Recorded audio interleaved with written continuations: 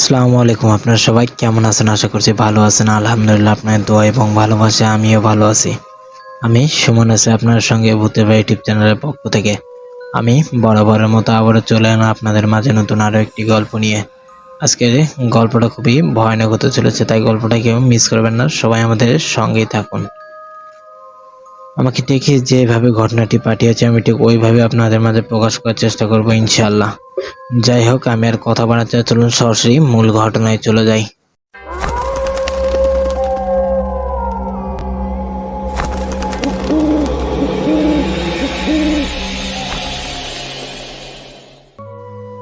আসসালামু আলাইকুম সুমন ভাই, আপনি কেমন আছেন? আশা করছি ভালো আছেন। আলহামদুলিল্লাহ, আপনাদের দোয়া এবং ভালোবাসায় আমিও ভালো আছি। আমি এইবারই প্রথম আপনাদের মাঝে একটি ঘটনা উপহার দিলাম। আশা করব ঘটনাটি আপনাদের ভালো লাগবে। যাই হোক, আমি আর কথা বাড়াচ্ছি না, চলুন সবার আগে আমার পরিচয়টা দিয়ে নিই। আমি ফারিহা। আমি চট্টগ্রাম থেকে বলছি। চট্টগ্রাম থেকে আমি আপনার কাছে একটি ঘটনা পাঠিয়ে দিলাম। ঘটনাটি আপনি আগে শুনে নেবেন। আশা করব ঘটনাটি আপনার ভালো লাগবে। যদি ভালো লাগে তাহলে অবশ্যই গল্পটি রেকর্ড করে সবার মাঝে ছড়িয়ে দিবেন। যাই হোক, আমি আর কথা বাড়াতে চলুন সরাসরি মূল ঘটনায় চলে যাই। বেশ কিছুদিনের আগের কথা, আমি আমার মামা বাড়িতে বেড়াতে গিয়েছিলাম। আমার মামাকে আমি ফোন দিলাম, দিয়ে আগে জানিয়ে দিয়েছি আমি তাদের বাড়িতে যাব। আমার মামি আমাকে প্রচণ্ড আদর করে, কারণ তাদের কোনো সন্তান নেই। আমাকে তার মেয়ের মতো দেখে। আমি ফোন দিলাম, আমার মামি তো প্রচণ্ড খুশি। আমার মামি আমাকে বলল, তুই তাড়াতাড়ি আয়, এবার এলে কিন্তু এত সহজে যেতে দিব না, বেশ কিছুদিন থাকতে হবে। আমি আমার মামিকে বললাম, আচ্ছা বাবা, ঠিক আছে, আমি বেশ কিছুদিন থাকবো। আমার পরীক্ষা তো শেষ, তাই একটু বেড়াতে যাচ্ছি। আমাকে বেশ ভালো মন্দ কিছু খাওয়াতে হবে। আমার মামি আমাকে বলল, তোর জন্যে ভালো মন্দ রান্না করব, তুই কবে আসবি? আমি বললাম, আমি গতকাল যাব। আমার মামি বলল, আচ্ছা ঠিক আছে, সকালেই চলে আসিস। আমি বললাম, আচ্ছা ঠিক আছে, আমি সকাল সকালে বেরিয়ে যাব। তাই বলে ফোনটা কেটে দিলাম। পরদিন সকালবেলা আমি আমার আম্মু আব্বুকে বলে আমার মামা বাড়ির উদ্দেশ্যে রওনা দেই। বেশ কিছু সময়ের ভিতরেই আমি আমার মামা বাড়িতে পৌঁছে যাই, কারণ আমার বাড়ি থেকে আমার মামা বাড়ি বেশ কিছুক্ষণের ডিফারেন্স, আধা ঘন্টা থেকে 1 ঘন্টার মতো হবে। এত দূরে আমার মামা বাড়ি। আমি প্রায় 1 ঘন্টার ভিতরে আমার মামা বাড়িতে পৌঁছে গেলাম। আমার মামা আমাকে নিতে এসেছে। আমি আমার মামার সঙ্গে আমার মামা বাড়িতে চলে গেলাম। আমার মামি আমাকে দেখে প্রচণ্ড খুশি। আমাকে কোথায় রাখবে, আমাকে কি খেতে দিবে? আমার মামাকে বলল, তুমি তাড়াতাড়ি বাজারে যাও, যে দেশি মুরগি আর ভালো দেখে গরুর মাংস নিয়ে আসবে। আর ব্রয়লার মুরগি ডিম তো ফ্রিজে আছে, এখন আপাতত এগুলাই রান্না করি, তুমি তাড়াতাড়ি চলে এসো। আমার মামাও আর দেরি করলো না, সে খুবই দ্রুত বাজারে চলে গেল। আমি আমার মামিকে বললাম, এত কিছু করার কি দরকার, আমি তো বাসা থেকে খেয়ে এসেছি, এখন সন্ধ্যার সময় খাবো, তার আগে আর কিছু খাবো না। আমার মামি আমাকে বলল, আচ্ছা তুই যা করবি ওটা পরে দেখা যাবে, এখন যে গোসলটা সেরে নে, গোসল সেরে নাস্তার টেবিল আয়, নাস্তা করে নিবি, অনেক বেলা হয়ে গিয়েছে, তারপরে দুপুরের খাবার দিব। আমি আমার মামিকে বললাম, আর এসব কিছু পরে হবে, আগে তোমার সঙ্গে গল্প করি। আমার মামি আমাকে বলল, সব কিছু পরে, আগে গোসলটা সেরে নে, তাড়াতাড়ি যা। আমাকে জোরপূর্বক দিয়ে বেটালো। আমি ওখান থেকে চলে গেলাম গোসল করতে। গোসলটা সেরে নিয়ে চলে এলাম, এসে আমার মামির কাছে বসে পড়েছি। আমার মামির সঙ্গে গল্প করতেছি। হঠাৎ করে লক্ষ্য করলাম আমার মামির চোখ দুটা লাল হয়ে যাচ্ছে। আমি আমার মামিকে বললাম, আচ্ছা তোমার চোখে কি হয়েছে? আমার মামি আমার প্রশ্নে কোনো উত্তর দেয় না। আমি আবার জিজ্ঞেস করলাম, তোমার চোখে কি হয়েছে মামি? আমার মামি এবারও চুপ করে আছে। তার নীরবতা দেখে আমি যেন হতভম্ব হয়ে গিয়েছি, কারণ কিছুক্ষণ আগেও আমার সঙ্গে মন খুলে কথা বলল, অনেক হাসাহাসি করলো। এখন কথা বলতেছে না, এর কারণটা কি? না কোনো সমস্যা হলো? আমি আমার মামিকে বললাম, কি হয়েছে মামি, কথা বলতেছ না কেন? মামি কিছুক্ষণ পরে চোখের পলকটা ফেললো। আমি অবাক হয়ে গিয়েছি। এতক্ষণ যাবৎ তার দিকে তাকিয়ে আছি, তাকে এত ডাকাডাকি করতেছি। সে একবারের জন্য হলেও চোখের পলকটা ফেলতে পারতো, কিন্তু সে চোখের পলকটা পর্যন্ত ফেলেনি। সে আমার দিকে অবাক দৃষ্টিতে তাকিয়ে আছে। আমি আমার মামিকে আবার জিজ্ঞেস করলাম, কি হয়েছে তোমার, এরকম ভাবে তাকিয়েছিলে কেন? আমার মামি বলল, জানি না কি হয়েছে, আমি আর থাকতে পারতেছি না, আমি রুমে গেলাম। আমি মামিকে বললাম, আচ্ছা ঠিক আছে, তুমি রুমে যাও, যে রেস্ট নাও। আমি আমার রুমে গেলাম। তাই বলে আমি ওখান থেকে উঠে আমার রুমে চলে যাই। আমার মামি উঠে গেল।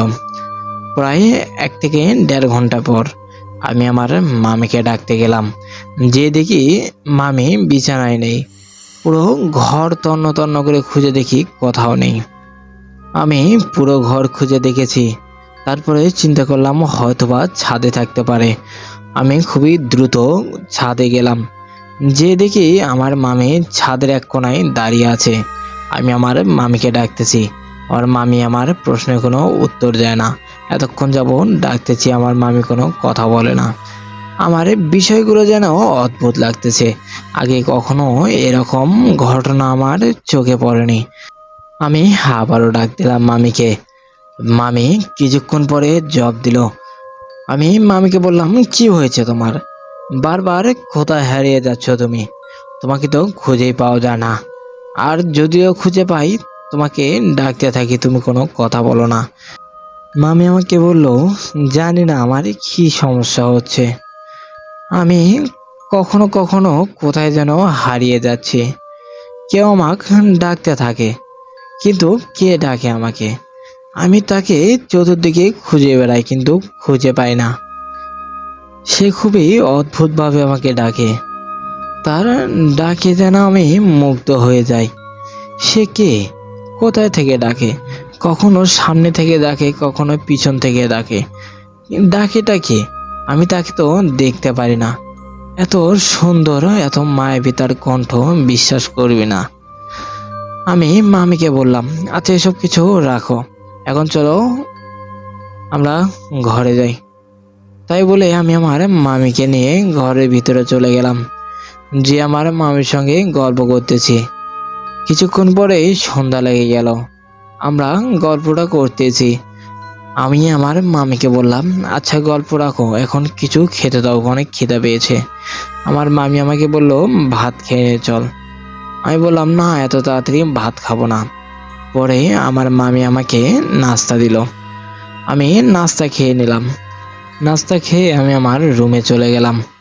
রুমে যেয়ে শুয়ে থেকে মোবাইল টিপতেছি।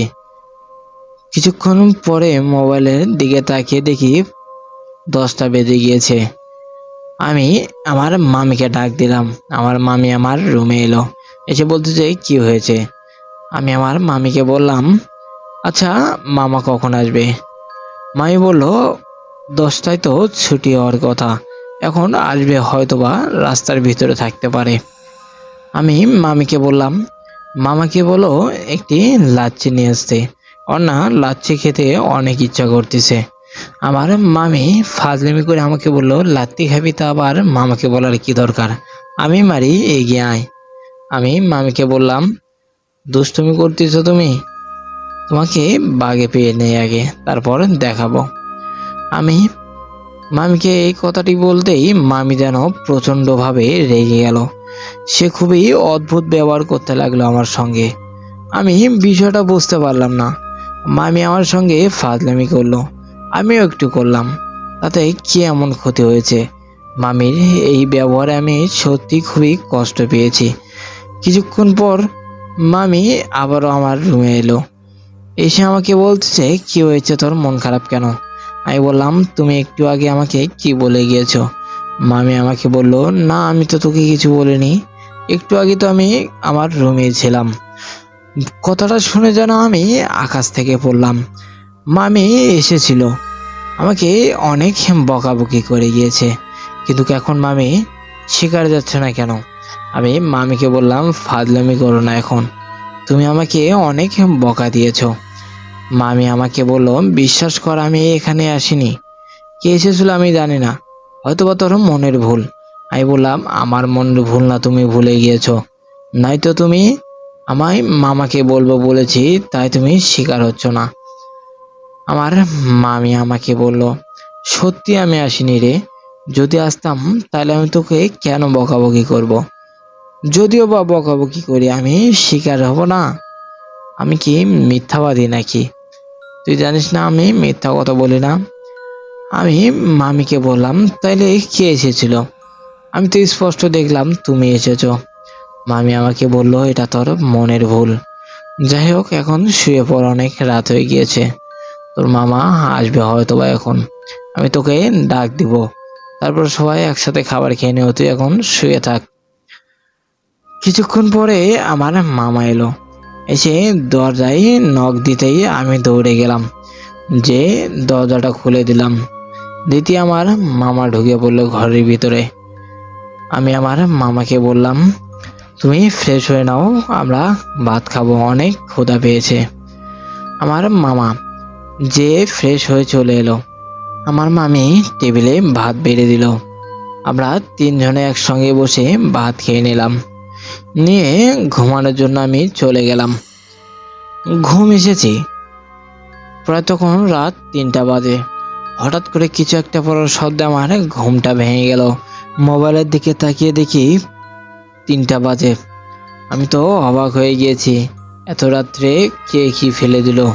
আমি আমার রুমের লাইটটা জ্বালিয়ে নিলাম, নিয়ে মোবাইলটা হাতে নিয়ে বাইরে চলে গেলাম। বাইরে যেয়ে দেখি কিছুই নেই। হঠাৎ করে চোখ পড়লো ডাইনিং টেবিলের উপরে। টেবিলের উপরে একটি জগ পড়ে গিয়েছে, কিন্তু আমার স্পষ্ট মনে আছে মামি জগটা রান্না করে রেখে এসেছিল। এই জগটি টেবিলে কিভাবে এলো? আমি মনে করেছি হয়তোবা মামা নাইলে মামি টেবিলের উপরে নিয়ে এসেছে। এর ভিতরেই আমার চোখ পড়লো রান্নাঘরে। রান্নাঘরের জানালার সামনে মামি দাঁড়িয়ে আছে। আমি ডাক দিলাম মামিকে, মামি আমার ডাকে কোনো সাড়া দেয় না। আমি এগিয়ে গেলাম, মামির শরীরে হাত দিতে মামি ভয়ানকভাবে চিৎকার দিয়ে উঠলো, উঠে বলল, তুই আমার সামনে কেন এসেছিস? এখান থেকে চলে যা। আমি ভালোই ভালোই বলছি, এখান থেকে চলে যা। আমি মামির চোখের দিকে তাকিয়ে যেন অবাক হয়ে গিয়েছি। মামির চোখটা রক্তের মতো লাল হয়ে গিয়েছে, মামির চুলগুলা যেন হাওয়ায় দুলছে, কোনো দিকে কোনো হাওয়া বা বাতাস নেই, মামির চুলগুলা কিভাবে উড়ছে। বিষয়টা দেখে আমি অবাক হয়ে গিয়েছি। মামিকে আর কি বলবো? আমি মামিকে বলতেছি, আমি চলে যাচ্ছি এখান থেকে। মামি বলল, তাড়াতাড়ি এখান থেকে চলে যা, নাহলে তোকে মেরে ফেলবো আমি, খুবই দ্রুত এখান থেকে চলে যা। আমি ওখানে আরে দেরি করলাম না, দৌড়িয়ে চলে এলাম আমার রুমে। রুমে এসে যেন আমি অবাক হয়ে গিয়েছি, আমার মামির এরকম ব্যবহার কেন করলো আমার সঙ্গে? আজকে দিনের বেলাও তো এই ব্যবহারই করেছিল, এখনো করলো। আবার ভাবতেছি এটা তো অন্য কেউ হতে পারে, আমাকে ভয় দেখাচ্ছে। আবার এটাও হতে পারে মামি আমার সঙ্গে ইয়ার্কি করতেছে। এসব কিছু চিন্তা করতে করতে আমি আবার আমার রুম থেকে বের হলাম। বের হয়ে দেখি রান্নাঘরে কেউই নেই। আমি মামার রুমের দিকে চলে গেলাম। মামার রুমের দরজাটা ভেতর থেকে আটকানো। আমি আমার মামিকে ডাক দিলাম। মামি রুম থেকে চোখ ঘুষতে ঘুষতে বেরিয়ে এলো, এসে বলতেছে, ফারজানা কি হয়েছে? আমি মামিকে বললাম, তুমি বাইরে গিয়েছিলে? মামি বলল, না আমি তো ঘুম থেকে উঠতেই পারতেছি না, চোখটা প্রচণ্ড জ্বালাপোড়া করতেছে, কি হয়েছে তাই বল। আমি মামিকে বললাম, না কিছু না, তুমি ঘুমিয়ে পড়ো, ভালো লাগতেছে না তো তাই ডাক দিয়েছি। মামি আমাকে বলল, আচ্ছা ঠিক আছে, তুই রুমে যা, যে শুয়ে পড়, আর যদি কোনো সমস্যা হয় তাহলে আমাকে ডাক দিস আবারও। আমি মামিকে বললাম, আচ্ছা ঠিক আছে, তুমি যাও ঘুমিয়ে পড়ো। তাই বলে মামি রুমে চলে গেল। আমিও আমার রুমে চলে এলাম, কিন্তু নানান প্রশ্ন আমার মাথার ভিতর ঘুরপাক খাচ্ছে। আমি একটু আগে যাকে দেখেছি সে কে? আমার তো স্পষ্ট মনে আছে, আমি তো স্বপ্নে দেখিনি, আমি তো স্পষ্ট দেখেছি মামি মামি কিচেন রুমে। কিন্তু মামি যদি ওটা না হয় তাইলে ওটা কে? আর যদি ওটা মামি হয় তাহলে আমার কাছ থেকে কেন অস্বীকার গেল যে আমি রান্নাঘরে ছিলাম না? এরকম নানান প্রশ্ন আমার মাথার ভিতর ঘুরপাক খাচ্ছে। এসব কিছু ভাবতে ভাবতে কখন যে রাত পেরিয়ে গিয়েছে আমি নিজেও জানি না। পরের দিন সকালবেলা আমি আমার মামিকে বললাম আমি তো বাড়িতে চলে যাব।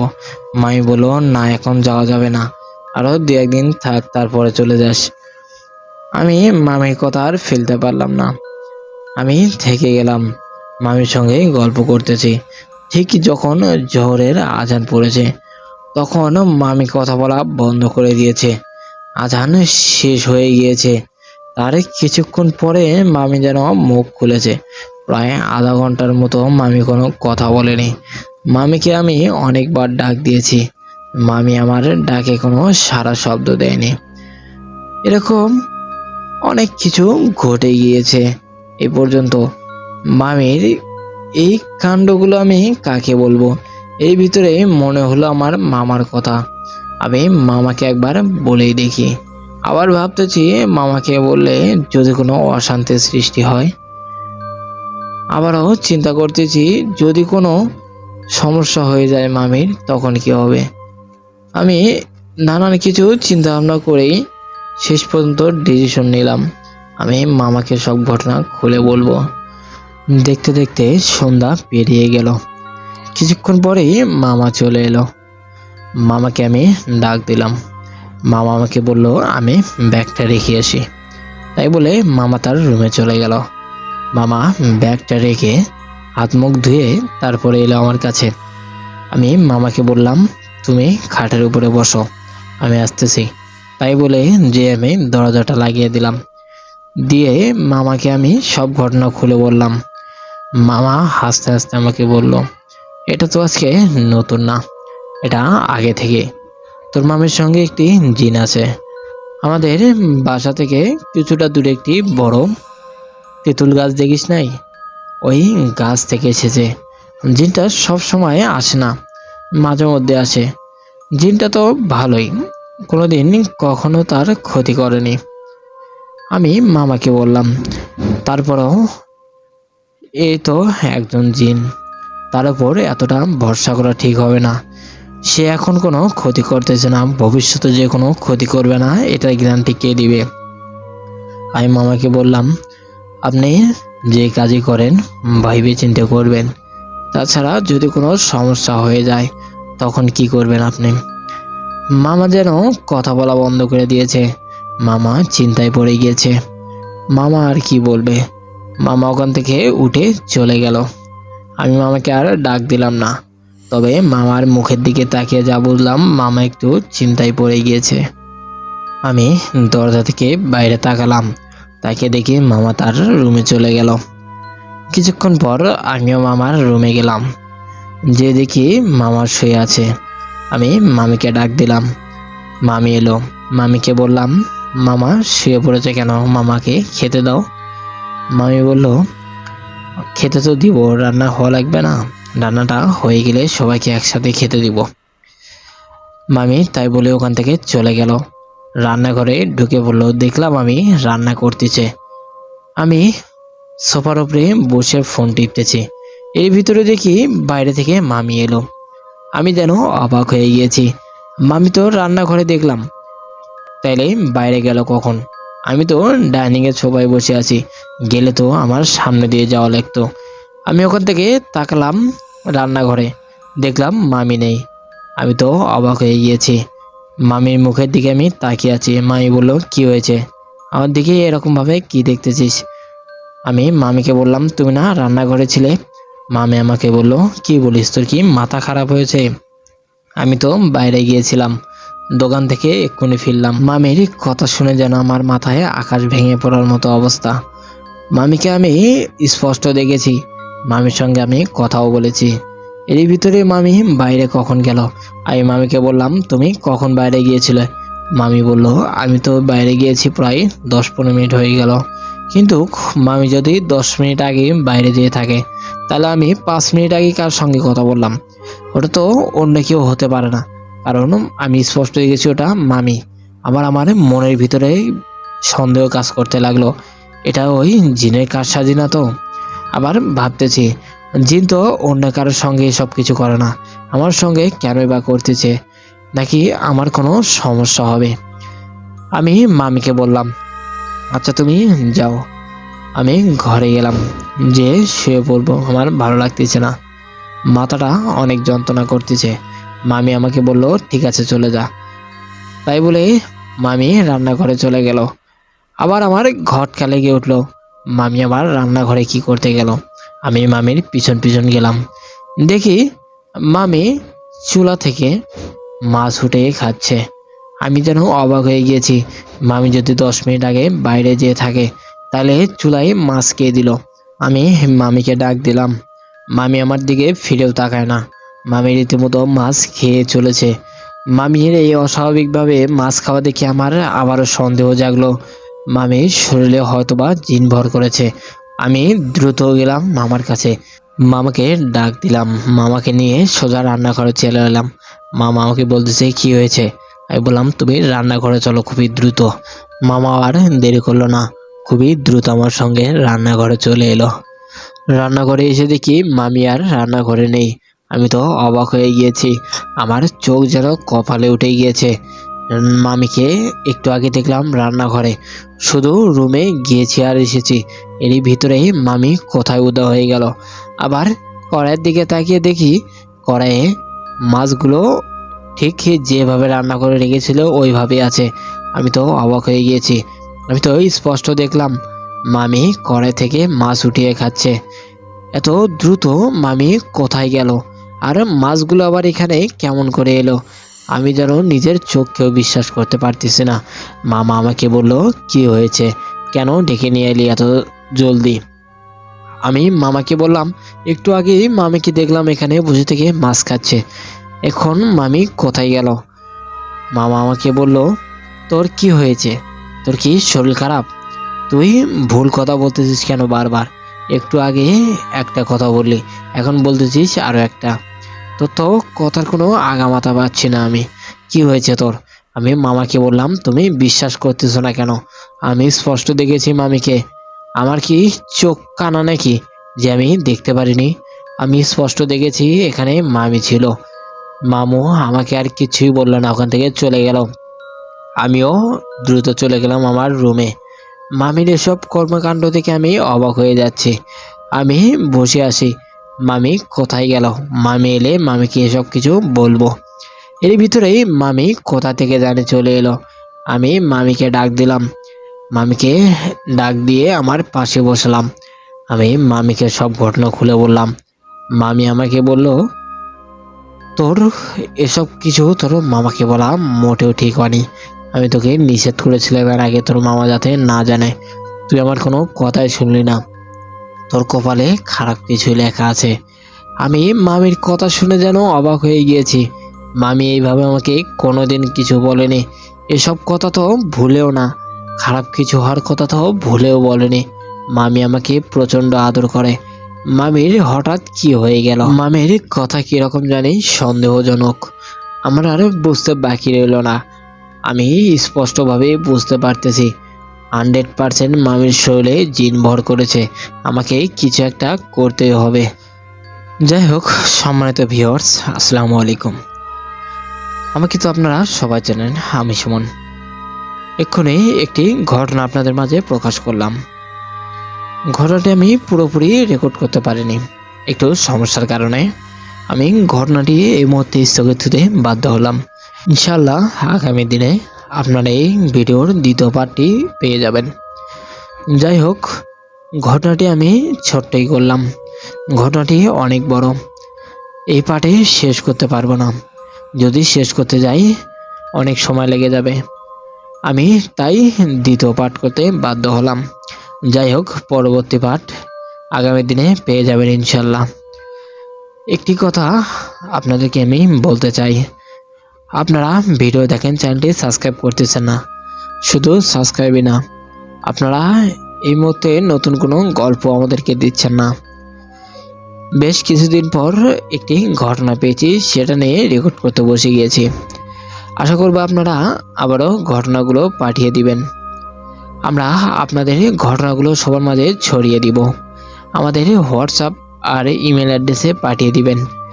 এই ভিডিওর ডেসক্রিপশনে আমাদের হোয়াটসঅ্যাপ আর ইমেল অ্যাড্রেস পেয়ে যাবেন। যাই হোক, অলরেডি ঘটনাটি অনেকটাই বড় হয়ে গিয়েছে। আমি ঘটনাটি আর বড় করতে চাই না। একটি কথাই বলতে চাই, যদি আপনাদের কাছে নতুন কোনো ঘটনা থেকে থাকে তাহলে অবশ্যই আমাদের কাছে পাঠিয়ে দিবেন। আমাদের ইমেল বা হোয়াটসঅ্যাপে আপনার সঙ্গে ঘটে যাওয়া ঘটনাটি পাঠিয়ে দিতে পারেন। আমাদের ইমেল অ্যাড্রেস bhuterbaড়ি00@gmail.com। আমাদের হোয়াটসঅ্যাপ নাম্বার 09621356608। আমাদের ইমেল বা হোয়াটসঅ্যাপে আপনার সঙ্গে ঘটে যাওয়া ঘটনাটি পাঠিয়ে দিতে পারেন। যাই হোক, আমি আর কথা বাড়াচ্ছি না। বরাবরের মতো একটি কথাই বলতে চাই, আপনারা সবাই ভালো থাকুন, সুস্থ থাকুন। আল্লাহ হাফেজ। কে কে তুমি? চিনতে পারছো না আমাকে? কে আমি? না, চিনতে পারছি না তোমাকে। কে তুমি? উত্তর দাও, বলো তুমি কে? কে তুমি? অশরীরী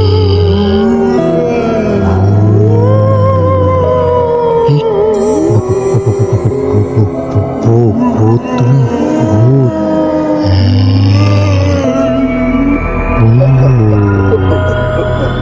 ভূতের বাড়ি, ভূতের বাড়ি।